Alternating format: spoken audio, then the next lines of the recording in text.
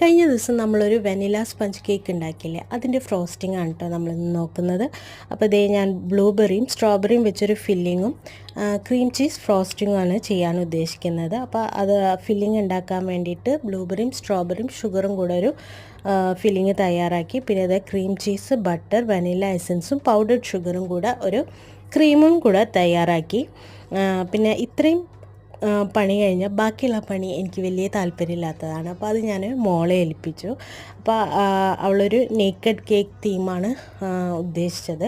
അപ്പോൾ ആദ്യം നമ്മുടെ ക്രീം ചീസ് അപ്ലൈ ചെയ്തു. അതിൻ്റെ മുകളിലേക്ക് നമ്മുടെ ഫില്ലിങ് വെച്ച് കൊടുത്തു. വീണ്ടും ഒരു ലെയറും കൂടെ ചെയ്തെടുത്തു. സൈഡ് നമ്മൾ കവർ ചെയ്യാതെ ഒരു നേക്കഡ് കേക്ക് തീമിലാണ് കേട്ടോ ഉണ്ടാക്കിയത്. പിന്നെ ഫില്ലിങ്ങും ക്രീമും അത്യാവശ്യം നല്ല സ്വീറ്റ് ആയതുകൊണ്ട് തന്നെ ഞാൻ നമ്മുടെ സ്പഞ്ച് ഷുഗർ സിറപ്പിൽ സോക്ക് ചെയ്തിട്ടുണ്ടായിരുന്നില്ല കേട്ടോ. അടിപൊളി ടേസ്റ്റ് ആയിരുന്നു കേട്ടോ ഈ ഒരു കേക്ക്.